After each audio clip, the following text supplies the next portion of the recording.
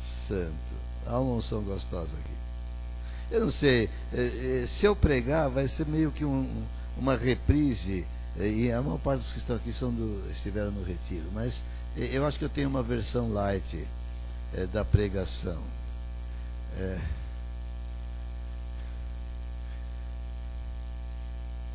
Eu creio que aquilo que eu preguei de manhã é uma revelação muito importante que Deus está dando.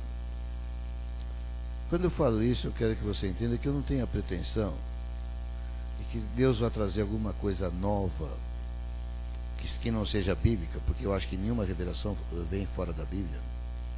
Quando ela vem interpretar algo que já está na palavra. Também eu não tenho a pretensão de que seja o único depósito. É possível que coisas que eu tenha dito hoje, que estou pensando, que estão borbulhando na minha cabeça, é possível que em outros lugares do mundo, ou talvez no próprio Brasil, talvez na própria cidade de São Paulo, há outros servos de Deus que estão entendendo coisas como eu estou vendo. Mas eu fiquei realmente um pouco movido, porque eu falei, Deus, é uma coisa importante isso que eu estou entendendo. E como sempre acontece, não são coisas que a gente resolve pregar, são coisas que vão entrando em nós e nos levam a pregar. E desta vez não foi em sonho, mas foi num acordar de madrugada, 2 versículos, e esses versículos eram base. E eu não sabia o que fazer com eles, a não ser desenvolver aquilo que eu já conheço da palavra em cima deles. Mas o Senhor foi mostrando mais coisas. E é interessante, eu falo essas coisas porque vocês aqui são ministros de Deus e vocês vão aprender a andar, a entender como Deus está ensinando a vocês o que vocês vão falar, porque eu creio que como faz comigo, faz com vocês também. Porque há algumas coisas desse conteúdo que eu tenho tratado antes, mas quando eu bati os olhos desses 2 versículos e comecei a pensar neles, e quando me ajoelhei no chão no sábado de manhã, e aí começou a vir a coisa, eu comecei a fazer anotações rápidas, aquilo que foi formando um quadro. É como você pegar uma peça, um jogo de quebra-cabeça, e joga ele assim, ele está todo espalhado, você pega uma pecinha e você olha tudo aquilo, parece uma grande confusão, mas você pega uma pecinha, depois você pega outra, aquilo começa a formar um mosaico, um desenho, e aí você começa a ganhar a inteligência do assunto. Eu já preguei no passado muitas vezes sobre essa passagem de Gênesis 25, agora eu sei qual é o capítulo, não vou errado. De manhã eu falei 26, atrapalhei a turma. Tem muito ensino na história de Jacó e Esaú. E é interessante que Jacó foi mencionado no culto anterior pelo Fábio.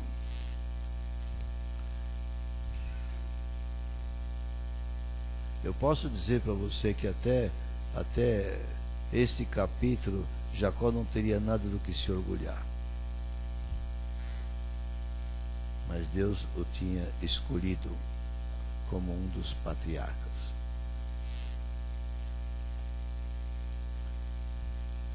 Não tinha feito nada do que prestasse até aqui. Ao contrário. Mas a Bíblia não trata de Jacó, trata de Esaú nesse versículo. Deu, pois, Jacó, 25, 34. Deu, pois, Jacó a Esaú pão e o cozinhado de lentilhas. Ele comeu e bebeu, levantou-se e saiu. Assim desprezou Esaú o seu direito de primogenitura. E a Bíblia tem um relato muito triste sobre Esaú. É interessante porque também foi mencionado lá no culto, os pais da fé hebreus. Esse negócio me irrita profundamente. Hein? Se alguém tiver um chiclete, dá para segurar no chiclete. Né? Não, qualquer coisa que põe aí não vai deixar ele escorregar.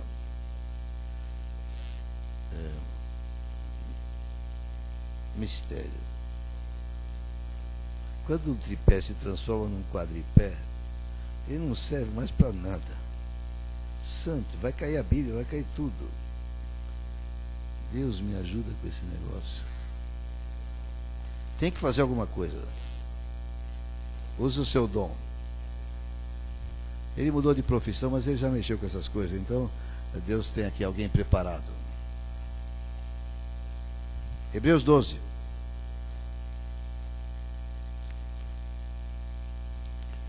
Aleluia. Ainda bem que o microfone fica pendurado na orelha. Então, a gente consegue. É por isso que ele tinha me roubado. Eu vi que de um certo momento ele saiu daqui. Então foi por isso. Que versículo que era mesmo? De Hebreus 12, vocês que estavam lá. 16. Nem haja algum impuro ou profano, como foi Esaú, o qual por um repasto vendeu o seu direito de primogenitura.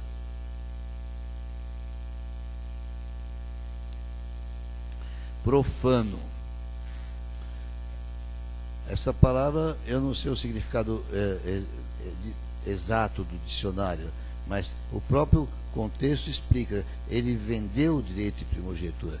Ele era um homem que não valorizava a revelação espiritual. A questão do direito de primogenitura para o israelita era um assunto espiritual, estava lá na lei, era algo que Deus tinha dado e que direcionava o relacionamento do povo, mas era algo intangível, quer dizer, não era possível tocar, não é algo palpável, é algo que estava lá. Um dia ele ia aproveitar, mas enquanto isso ele estava vivendo. E o repasto, o pratinho de lentilha com pão, naquela hora era mais importante para ele. Isto é ser profano. Eu não falei isso de manhã. Cada vez que você vai pregar alguma coisa, a coisa flui um pouco diferente. É assim mesmo. Quando nós valorizamos as coisas tangíveis, palpáveis, que parecem ser mais práticas para o nosso dia a dia, e não reconhecemos as verdades espirituais que são eternas, nós estamos sendo profanos. E a nossa atitude equivale a comer, beber, levantar-se e sair. O que eu entendi naquela madrugada, quando só essa parte do texto vinha na minha cabeça, esta é a questão da tentação onde os jovens estão caindo. São coisas que parecem muito desejáveis e que parecem que vão satisfazer a vida deles, mas na verdade, quando são experimentadas, comeu, bebeu, levantou-se e saiu. Essas coisas não produzem nenhum tipo de crescimento para a vida, mas elas fazem uma demanda da pessoa que preciso repetir, e se torna uma coisa obsessiva. E esta obsessão aumenta e vai trazendo um vício. E esse vício não é suficiente, ele precisa ser mais forte. Ele precisa ser uma coisa mais tchan. Mas não precisa ser vício. A própria vida fútil, mundana, tem essa característica também. Comeu, bebeu, levantou-se e saiu. E o outro versículo que fazia contraste, porque se pega ele só isolado, eu fico nisso e vou me repetir. Mas quando com o outro versículo a coisa ganha a transcendência, a coisa ganha um aspecto mais forte, mais permanente, ganha um aspecto eterno. Aliás, o versículo contém esse aspecto de eternidade. É João 6, né? Acho que 27.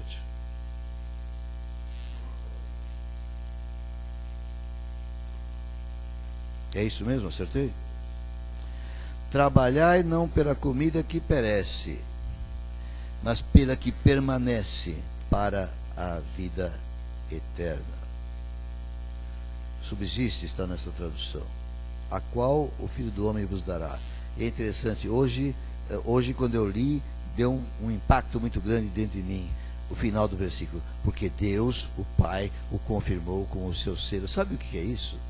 É aquela coisa do rei déspota, mandava em tudo, até sobre a vida dos súditos. E quando ele punha aquele anel na cera e cravava com o selo, aquilo era lei não revogável.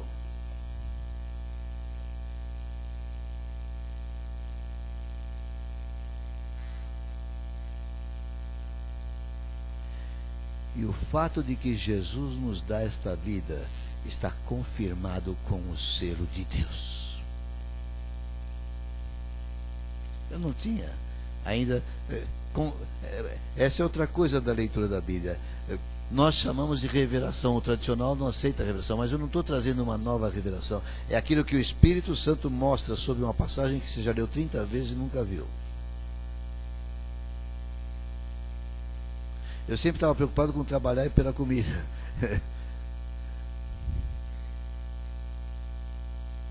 Porque se você não fica só preso à área de um jovem, mas a qualquer faixa etária, e não fica preso à questão de um sexo ou de um vício, mas a qualquer envolvimento humano na vida terrestre, na vida terrena, você tem esse assunto.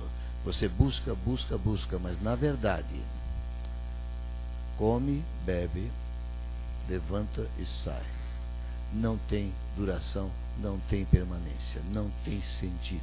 Como eu disse de manhã em Eclesiastes, sobre várias situações da vida que Salomão descreve, em toda a sua sabedoria, ele disse: procurei tudo isso, alcancei, consegui, porque ele era extremamente sábio, ele conseguia obter aquilo que ele queria, mas ele disse, cada vez que chegava a obtenção daquilo que era o alvo da sua vida, ele só podia dizer: vaidade, não sobra nada, aperto com a mão, foge entre os dedos como areia.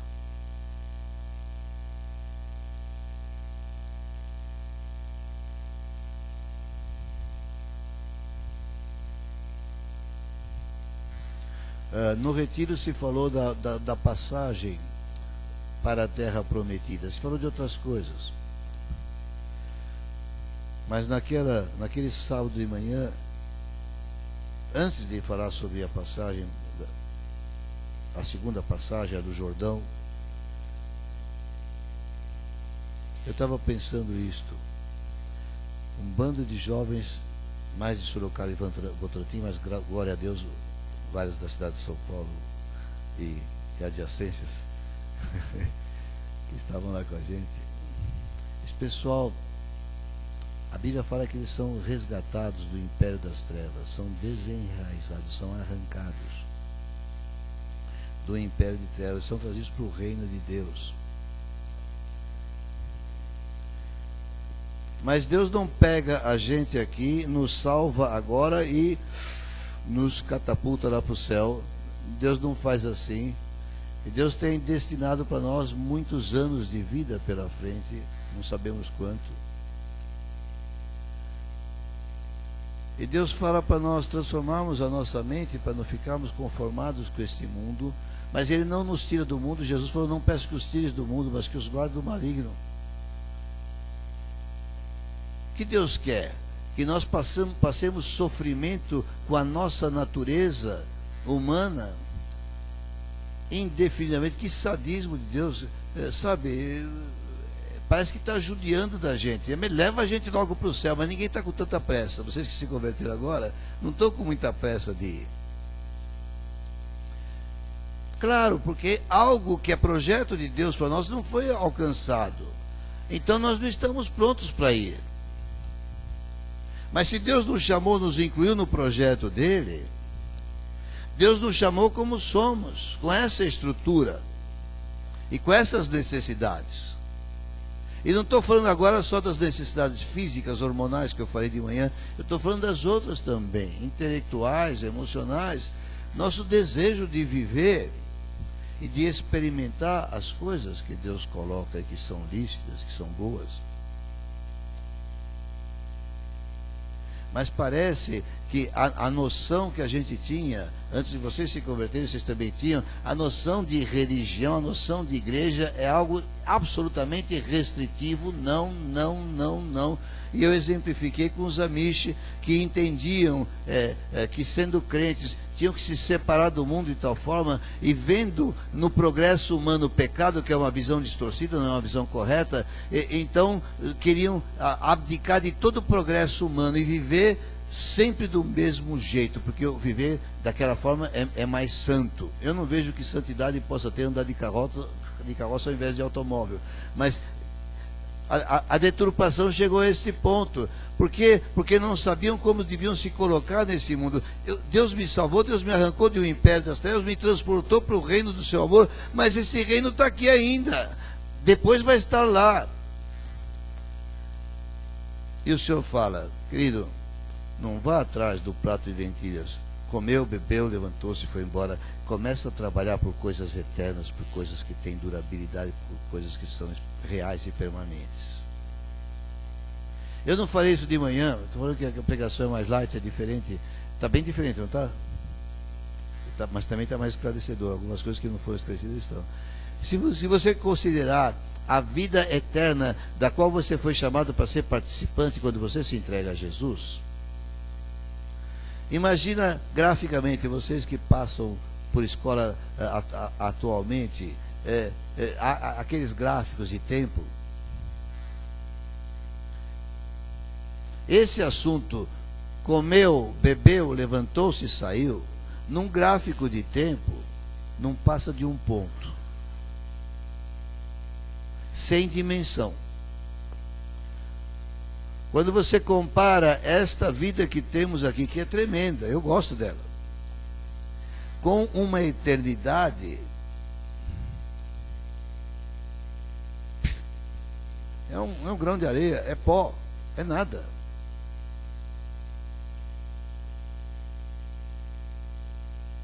E o Senhor Jesus fala: aqui é que você trabalha para lá. Que ele fala: trabalhar é pela comida que permanece, não pela que perece. Por outro lado, nós vamos viver dentro dessas pressões. Você é chamado jovem, solteirão, etc. Mas o que eu faço com a minha vida? Vamos entrar num mosteiro e vamos nos esconder do mundo?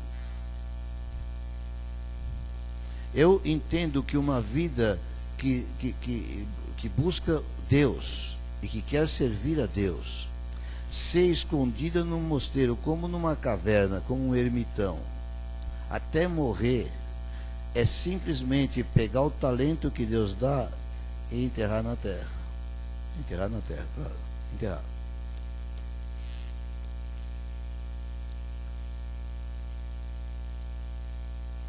Foi para isso que Deus me chamou? Certamente não. Lembra daqueles quatro estágios? Onde é que está aqui no meu papel isso aí? Que eu falei. Nós somos uma pátria celestial, nós somos cidadãos de uma pátria celestial, nós somos peregrinos e forasteiros aqui, mas nós somos também embaixadores do Rei deste planeta.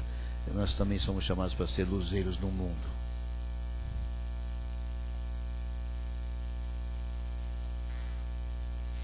Mas nós temos uma vida a viver que nos envolve com o trabalho, escritório, oficina, fábrica, nos envolve com vizinhança, nos envolve com problemas de saúde, nos envolve com muita coisa. Com artes, por que não? Com conhecer mais o mundo e como ele funciona, por que não? Com também abençoar vidas através de trabalho secular, também, por que não?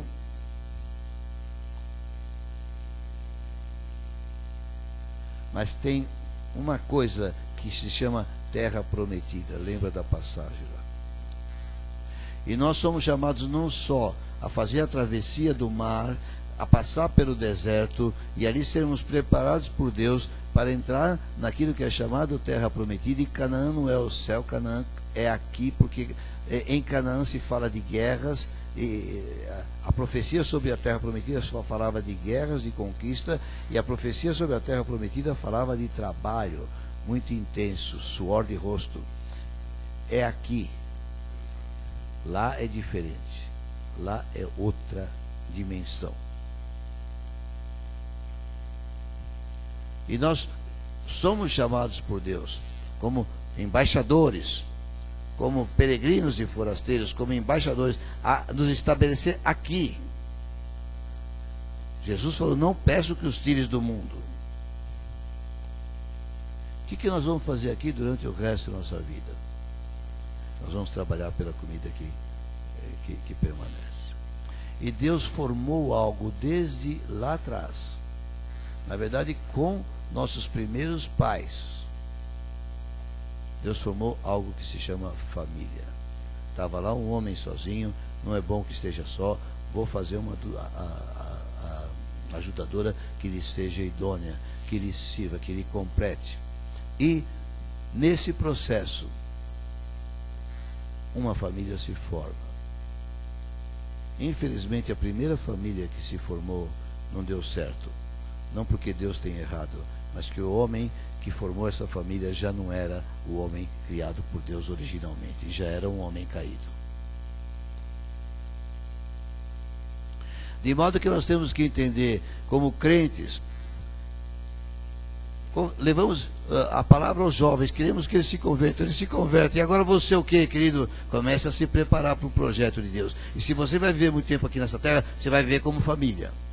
Alguns têm chamado diferente, alguns são chamados para ficar sem família. Mas não é a regra. A regra é que você forme uma família.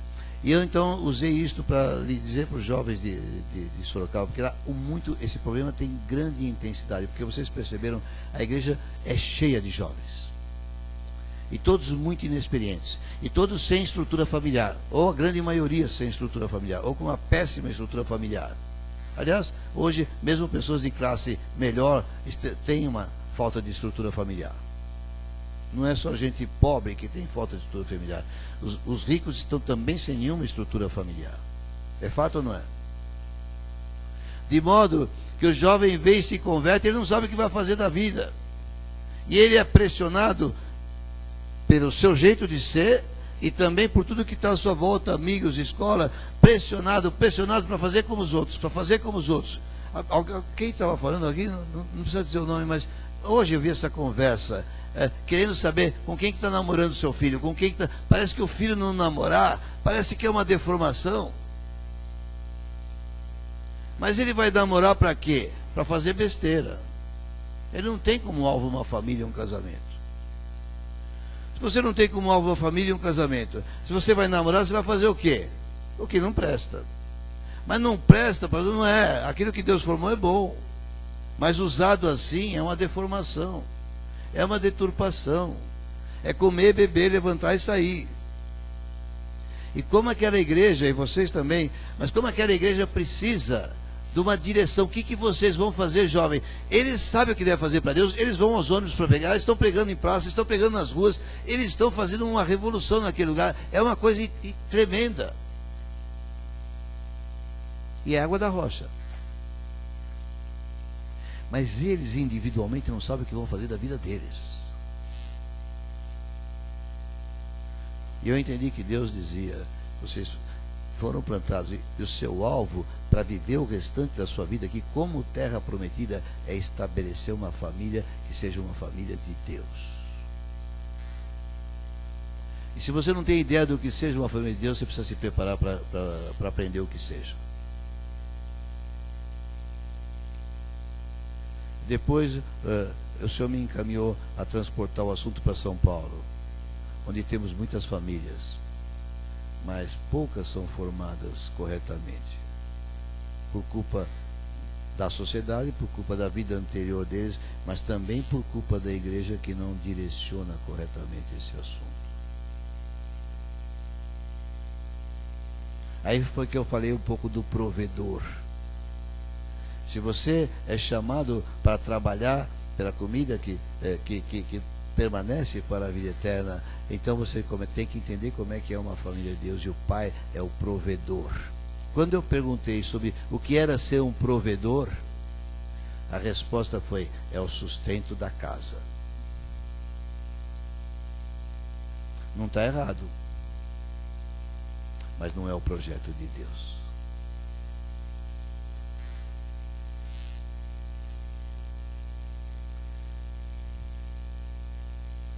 O provedor não é só de dinheiro. O provedor é o provedor de alegria. Ele tem que trabalhar. Ele é o mais experiente, ele é o mais forte, ele devia ser o mais sábio espiritualmente. Ele tem que trabalhar para que a sua casa tenha a alegria do Senhor. Isso é um provedor. Tem que ser provedor de estabilidade e de equilíbrio. Portanto, ele próprio precisa procurar a sua estabilidade e o seu equilíbrio, porque depois ele vai ser o responsável da sua casa e que a sua casa tenha estabilidade e tenha equilíbrio. Também deve ser o provedor de carinho e de amor, porque Deus nos habilitou para isto. Também tem que ser o provedor da esperança, porque se temos o Cristo em nós, nós temos esperança da glória, e nós temos que transmitir essa esperança no dia a dia da nossa casa. E ele tem que ser, obviamente, o provedor da espiritualidade na casa, da vida de comunhão com Deus. A comunhão com Deus é gostosa, não é? A gente fala isso, a pessoa não sabe o que é. Mas quando ele experimenta um pouco, fala, caramba, o que eu tenho perdido na vida?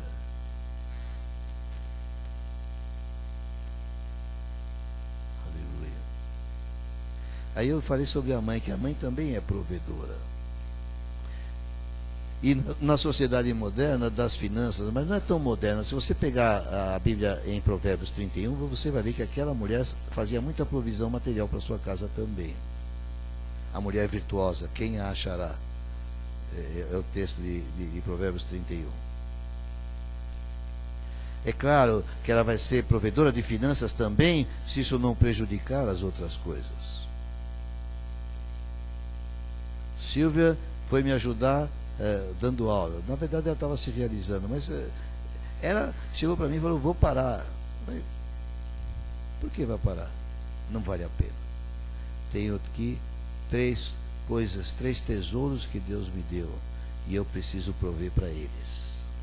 E não é dinheiro que eles estão precisando, eles estão precisando de outra coisa. Eu creio que esta é uma palavra de direção para uma igreja toda. A igreja não é a igreja família, vamos viver para a família. Nós vamos viver para o reino de Deus, nós vamos viver para proclamar as virtudes de Jesus. Mas enquanto estamos fazendo isso,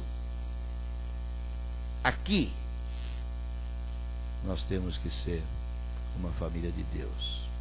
Porque o que nós vamos fazer com o resto da nossa vida? Você vai gastar o tempo para sair, para pregar, para testemunhar, para não sei o quê, e o resto do tempo você vai fazer o quê? E como vai entrar comida na tua casa para você se manter vivo? Você tem que ter uma família estabelecida, constituída. E se você vai ser provedor ou provedora, você tem que se preparar para ser. Porque isso não é natural e instintivo em nós. Ah, é natural. Sexo é natural, os bichos procriam, ninguém precisa ensinar para eles.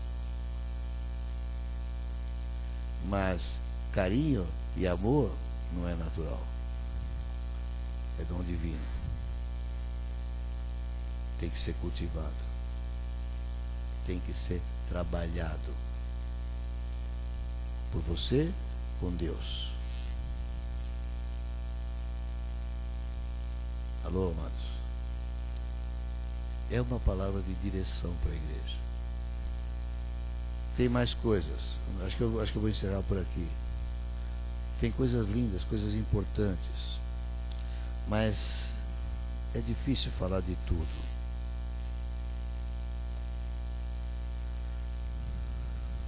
Escrevi aqui uma frase assim: você vai se preparar para as coisas maravilhosas de uma família. Mas que coisa maravilhosa, a família só está sendo destruída e o mundo está cada vez mais desprezando a família. Não, você vai se preparar para as coisas maravilhosas de uma família de Deus. Isso é terra prometida, isso é Canaã aqui, ou parte. Não é toda Canaã, mas é parte importante dela. Tem uma boa coisa para o jovem se ocupar. é começar a se preparar para ser parte da família de Deus, para ser constituintes da família de Deus. Eu conheci um camarada que estudou em Berkeley. Ele era arquiteto, foi meu chefe, depois foi meu sócio, depois se tornou meu patrão. E ele dizia assim: eu não quero ter filhos. Depois teve 2 e morreu cedo. 51 anos ele morreu. Não quero ter filhos, porque esse mundo está cada vez pior, é uma desgraça. É muita responsabilidade por filho aqui. E é mesmo, queridos. Mas você quer ter filhos. Você precisa se preparar para dar um mundo para ele. E o Senhor diz que a tua casa tem que estar preparada para isso. E quem tem que se preparar é você. Porque você é que vai constituí-la. E você tem que ser daquele tipo que entra, fecha a porta e diz: esta casa é o reino de Deus. Aqui quem governa é o Senhor. E se Ele governa, como eu disse, não tem atrito, não tem problema, porque Ele é perfeito, nós não somos. Aqui mando eu, está fora. Aqui eu procuro servir o Senhor, ouvir a direção dEle e implementá-la. Às vezes precisa mandar. Aliás, deixa eu dizer uma coisa que eu vi hoje de manhã, e lá eu não mencionei, vou mencionar aqui. Eu vi o nosso irmão, e com a filhinha pequena, já estou denunciando quase quem é. E num determinado momento, a filhinha extrapolou. Ele foi lá e pegou a filhinha e puxou. Ela olhou para ele e fez assim, e voltou. Ele não queria, ele puxou, e aí fez assim, aqui. E ela chacoalhava os ombros, olhava desafiadoramente e andava de novo. E ele puxava. E ela chacoalhava os ombros, olhava. E eu percebi que daqui a pouco ele ia ficar incomodado com os olhares dos outros. E eu falei: ele vai capitular. Capitular é desistir, é perder. Ele vai capitular. E o momento em que ele capitula, ele está semeando vitória para teimosia e para desobediência. Eu cheguei no ouvido dele e falei: aqui é a hora decisiva. Ou ela fica onde você quer, porque você já determinou. Talvez o limite não fosse necessário. Não sei se você entende. Talvez não tivesse tanta importância que a criança ficasse 3 passos para frente. Alguns olham e falam: por que está insistindo tanto? Não é que talvez não tenha a mesma necessidade, mas se ele determinou fica aqui e ela não fica, e se ganhar esta, eu posso imaginar como vai ser quando tiver 13, 15 anos. Porque isso também é reino de Deus.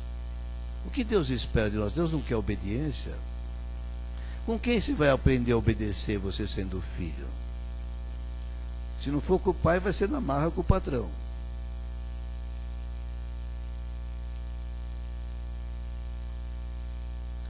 Mas eu estou fugindo um pouco do assunto. O assunto é este.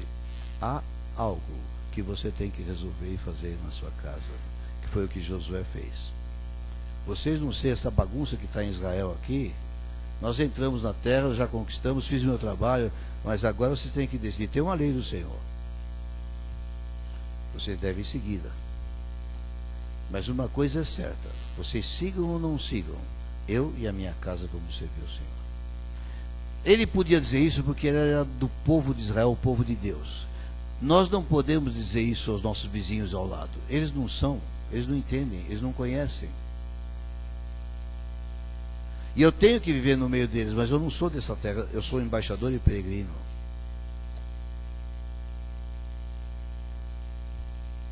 Mas eles vivem assim, mas eu tenho que resolver. Como provedor da minha casa, eu e a minha casa serviremos ao Senhor. Não me interessa o que estejam fazendo aí. Quando isso acontece, o projeto de Deus para Israel era: eu vou prosperar Israel e os vizinhos vão invejá-lo. Isso aconteceu com Salomão. Deus prosperou Salomão de tal forma que os reis da terra ouviam falar e vinham ver e babavam. de ver o que era aquele reino. Eu não posso imaginar como era aquilo. Hoje, o projeto é um pouco diferente. Nós não somos um país. Nós não temos um rei Salomão. Temos o rei Jesus. Mas a mecânica que Deus estabeleceu é outra. Mas Jesus continua dizendo: vocês são a luz no mundo. É a mesma coisa que Salomão, como nação diante das outras nações. Não sei se você está entendendo a comparação.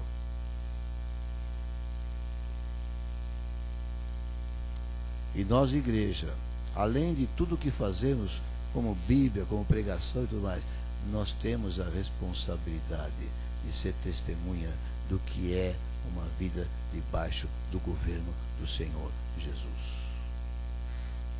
Amém? Eu vou deixar essa palavra por aqui. Era para ser mais light e acabou sendo mais densa em alguns aspectos, foi mais light em outras, mas eu creio que ela tem um grande ensino. Sabe, uma grande coisa que eu percebo, os crentes são meio desorientados sobre o que estão fazendo aqui. Não sei se você concorda comigo. A maior parte dos crentes manifesta uma grande desorientação do que estão fazendo no planeta. Falta de visão dessas coisas. Amém? Então que Deus abençoe a todos. Chamar o pessoal da ceia. Devia fazer uma aplicação de oração. Já fiz lá, a maior parte já fez aqui. Mas vamos orar pelos que não estavam lá. Vamos ficar de pé. Outras coisas eu falei lá, pessoas que têm já uma vida meio destruída, já depois de casamento, não importa o teu estágio de vida. Deus sempre é capaz de renovar as coisas. Se alguém está em Cristo é nova criatura, as coisas velhas já passaram, isso que tudo se fez novo. Deus é capaz de renovar qualquer coisa. Até as coisas que eu não acredito que Ele vai renovar, Ele renova. Porque eu sou só um servo. Não entendo as coisas completamente, mas eu tenho visto coisas extraordinárias de renovação. Há esperança qualquer que seja a situação de vida. Aliás, foi pregado isto lá também no retiro. Então eu quero convidar você a simplesmente fazer um propósito, como Josué sabiamente fez. Não interessa o que aconteceu até hoje. Não interessa a que estágio as coisas chegaram, como estão hoje. Interessa daqui para frente, que era o tema do retiro. O que você vai fazer daqui para frente? Se você fizer um propósito aí no teu lugar de oração, colocando esta visão na tua vida daqui para frente, garanto para você, é a maior alegria de Deus, porque Deus vai fazer algo novo e extraordinário com quem se colocar desta forma na presença dEle. Deus nunca vai cobrar de mim ou de você que tente consertar o passado. É muito penoso, é difícil. Mas Ele pode dar um novo direcionamento. E chama-se ressurreição, restaurar todas as coisas. Ore ao Senhor agora, a tua oração em cima desta palavra que foi trazida. Em nome de Jesus. É a tua oração que vale. A minha mão levantada é simplesmente dizer: Senhor, cumpra esta palavra nestas vidas. A unção que está contida nela seja derramada como o poder do Senhor, para que haja frutificação dessa palavra, em nome do Senhor Jesus. Amém.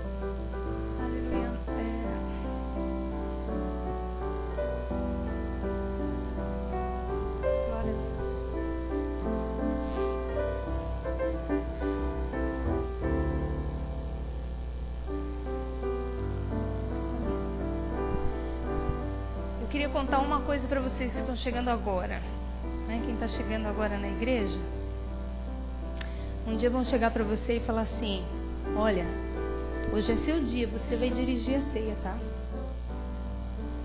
Então é assim, venham preparados, né? E aí falaram isso para mim hoje, né? Hoje você vai dirigir a ceia. E eu fiquei pensando, o que eu li essa semana, né? O que eu li? E nessa semana eu estive lendo o Evangelho de Marcos. E Marcos mostra o nosso Senhor Jesus como servo, vindo como um servo. E eu não vou pregar, mas eu quero aqui citar alguns versículos, porque o pastor estava falando do nosso trabalho, né? Do nosso trabalho para o Senhor, nosso trabalho para aquilo que virá, que está por vir. Mas o nosso Senhor Jesus, Ele fez um trabalho por nós. Ele executou um trabalho que nós não poderíamos fazer, mas Ele já fez por nós. E é por conta disso que nós podemos hoje trabalhar pelas coisas vindouras, trabalhar pelas coisas que estão por vir, porque Jesus já fez um trabalho excelente. E eu queria falar um pouquinho sobre esse trabalho que o Senhor fez em João, Evangelho de João, no capítulo 10.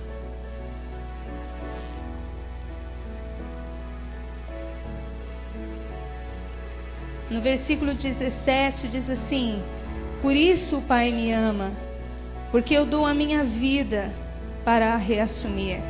Ninguém a tira de mim. Pelo contrário, eu espontaneamente a dou. E eu tenho autoridade para entregar e também para reavê-la. E este mandamento eu recebi de meu Pai. Então o Senhor, Ele se deu por nós. A sua vida foi dada espontaneamente. E aí nós vamos para o Evangelho de Marcos.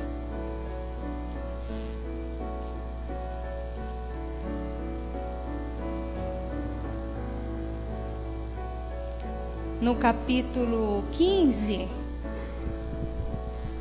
quando Jesus está diante de Pilatos,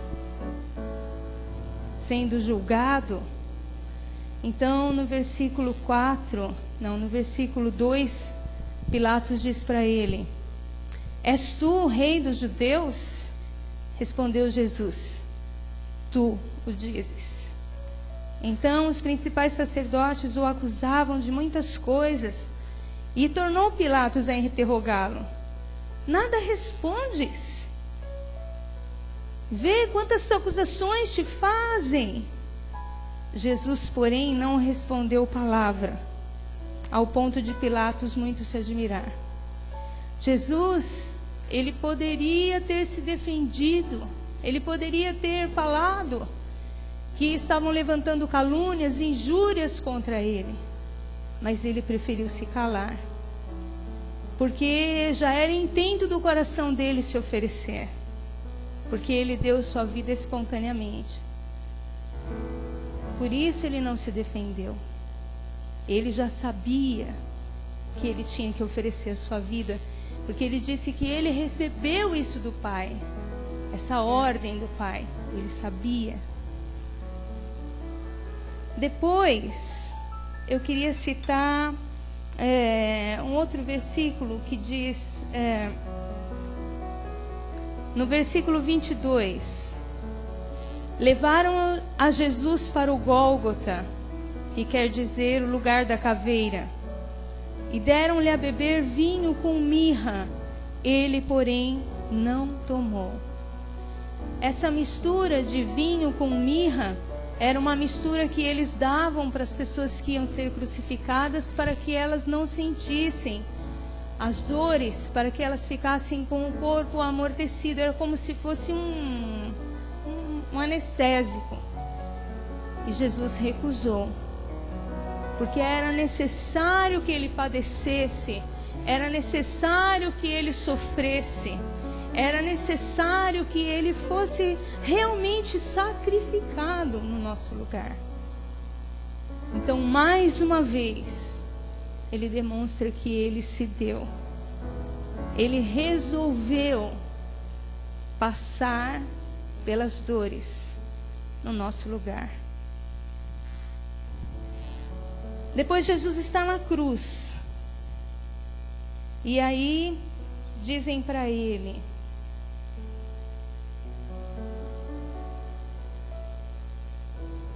no versículo 29, os que iam passando blasfemavam dele, meneando a cabeça e dizendo: tu que destróis o santuário, em 3 dias o reedificas, salva-te a ti mesmo, descendo da cruz. De igual modo, os principais sacerdotes com os escribas, escarnecendo dele, entre si diziam: salvou os outros, a si mesmo não pode salvar-se. Olha só que coisa incrível e interessante isso daqui. As próprias pessoas que estavam blasfemando de Jesus, elas estavam declarando verdades. Deus estava usando a boca de pessoas que pessoas que julgaram Jesus e que crucificaram Jesus. Deus estava usando a própria boca deles para declarar verdades. Jesus, ele disse que o santuário ia ser destruído, mas e que em 3 dias seria reedificado. E realmente, o Senhor ressuscitou no 3º dia. E depois ele diz, aí eles disseram: salva-te a ti mesmo. Não, aonde que está? Aonde que está? 32. Não, 31. Salvou os outros e a si mesmo não pode salvar-se. Não é uma verdade? Ele salvou a muitos, mas a si mesmo ele não salvou, porque ele decidiu ficar na cruz. Desça da cruz aí. Você não pode descer da cruz? Desce aí agora, manda os anjos do céu, vem aí tirar você da cruz. Mas o Senhor decidiu permanecer na cruz. Ele resolveu, porque ele deu a sua vida espontaneamente.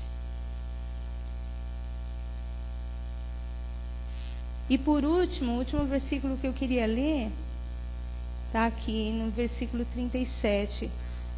Mas Jesus, dando um grande brado, expirou.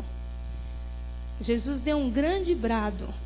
Eu fico imaginando como que poderia ser isso. O Senhor, com os braços estendidos, diz que a pessoa que é crucificada, ela fica sem ar, né? Fica comprimido o tórax. Como que o Senhor deu um grande brado? Naquele momento, em Mateus fala que ele deu um grande grito e ele entregou o seu espírito. Ele entregou o seu espírito. Ninguém tira a vida do Senhor. Ele disse: ninguém tira a minha vida, eu espontaneamente a dou. O Senhor bradou, entregando o seu espírito.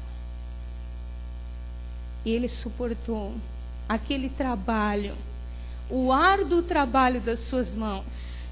O Senhor fez um árduo trabalho.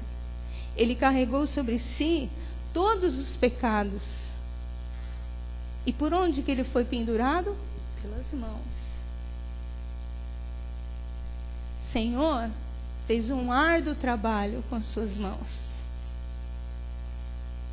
levando no madeiro todo o nosso pecado. Ele executou um trabalho maravilhoso, um trabalho que nos dá acesso ao Pai, porque diz que quando o Senhor bradou, o véu foi rasgado. O véu do santuário foi rasgado de cima até embaixo. E nós podemos ter acesso ao Pai através do sacrifício do Senhor Jesus. E ele diz em João que ele tem poder para reassumir a sua vida. Ele disse: eu tenho poder para reassumir a minha vida. E realmente o Senhor ressuscitou. Ele está vivo. Ele executou um trabalho completo. Completo o trabalho que o Senhor Jesus executou. E é por isso que hoje nós estamos aqui para dedicar a nossa vida ao Senhor, para trabalhar por essa causa, pelo reino de Deus, porque vale a pena. vale a pena trabalhar pelas coisas que estão por vir. Porque Deus tem algo tremendo preparado para nós. Nem olhos viram, nem ouvidos ouviram, nem passou pelo coração do homem as coisas que Deus tem preparado para aqueles que o amam. Ele está vivo. Eu quero que você se levante com alegria no seu coração e venha tomar a ceia do Senhor e participar dela com alegria, porque o Senhor está vivo e Ele tem promessas para as nossas vidas tremendas e maravilhosas. Aleluia.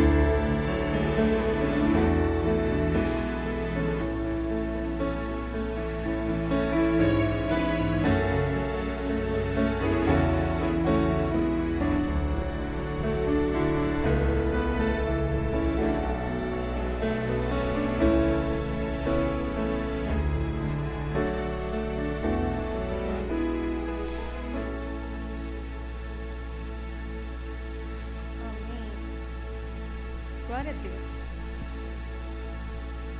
É bom servir ao Senhor. Aleluia. É maravilhoso servir ao Senhor. É maravilhoso saber que a nossa alma está segura em Deus. Não é verdade, irmãos? Tem tanta gente que anda aí e não sabe para onde vai, o que vai fazer da sua vida, para onde vai. Mas nós sabemos, nós temos a certeza, a plena convicção de que a nossa vida está segura em Deus. A nossa vida está segura nas mãos de Deus. Aleluia. Aleluia. Aleluia. Se você não tem certeza da sua salvação, procure um pastor. Eu não tenho certeza. Será que eu vou? Será que eu estou salvo mesmo? Será que eu estou salvo? Procure um pastor, procure alguém, algum irmão, para te conduzir na palavra, para que você saia daqui com plena convicção de que você está salvo. E se nós somos salvos e nós temos uma vida de gratidão ao nosso Deus, vamos obedecer ao nosso Senhor e vamos trazer os dízimos e as ofertas à casa do Senhor. Amém? Alguém ainda vai ofertar, colocar o dízimo? Então vamos orar, agradecendo ao Senhor.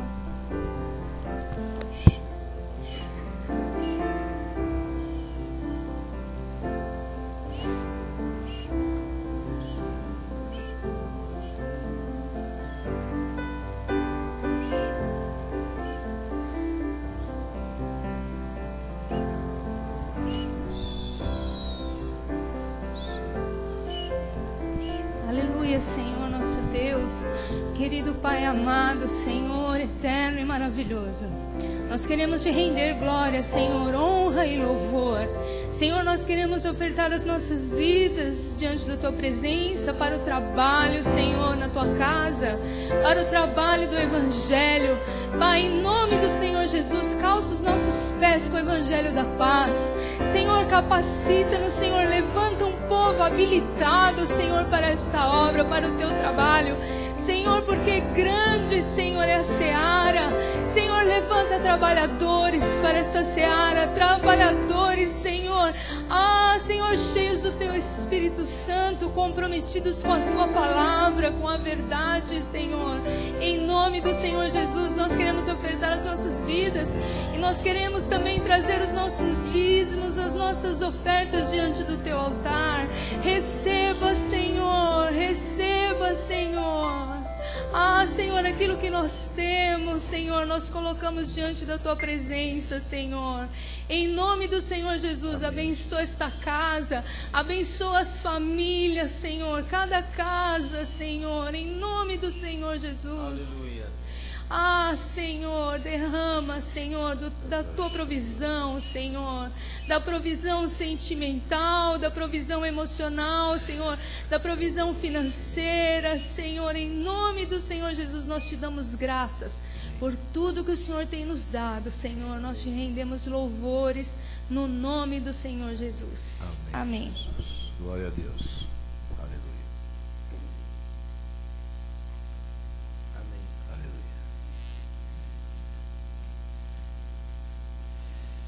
Fiquei aqui animado.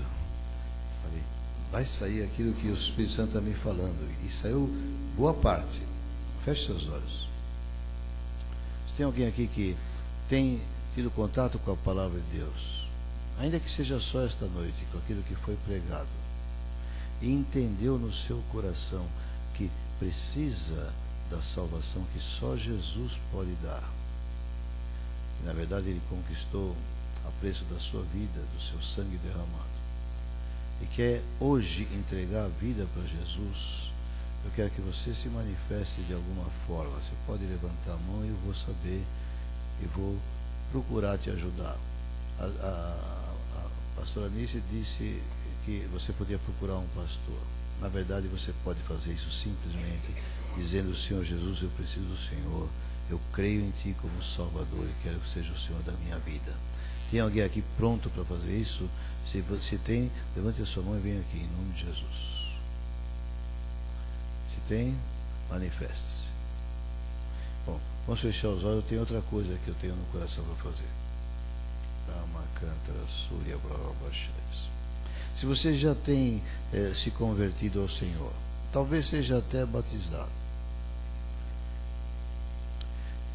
talvez tenha tido um grande desejo, ou esteja sentindo agora um desejo: puxa, eu queria pertencer a esta igreja. Mas se você está pensando no seu coração: mas eu não tenho como, não posso vir, não tenho o que dar, eu quero dizer que eu senti no coração que é necessário que haja cobertura espiritual que a igreja dá para casos assim. E se você quer de alguma forma ser membro, mas não pode fazer porque você não tem o que fazer para frequentar ou entregar algo para o Senhor, eu quero dizer, quero orar por você, impor a mão sobre você, estender sobre você a cobertura da igreja, ainda que você não tenha nenhuma retribuição a dar, porque a cobertura é necessária. E talvez você precise saber que você pode ser representante onde quer que você esteja. Tem alguém que sentiu assim: eu queria ser membro e não posso, não consigo, não tenho condição. Tem alguém aqui que pensou isso?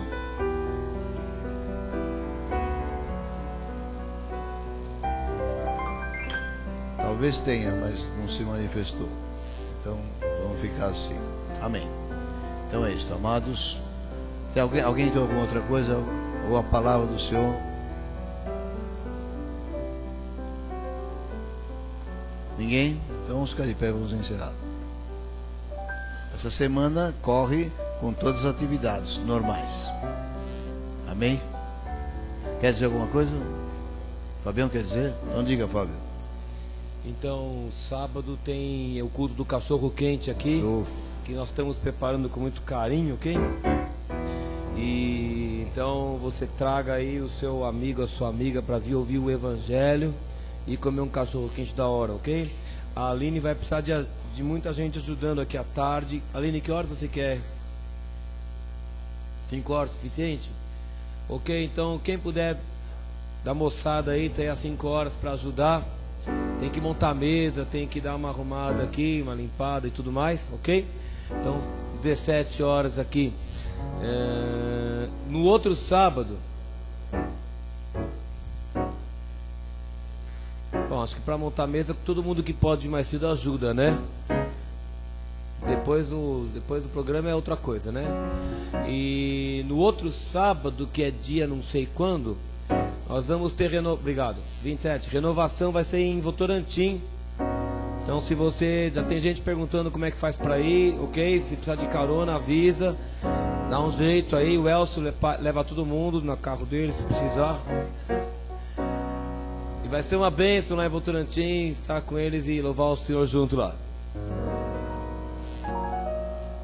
Amém? Acho que é isso. Então vamos orar, encerrando. Obrigado, Senhor, pela tua vida em nós. Amém. Obrigado pela vida que o Senhor nos concede, pela graça maravilhosa.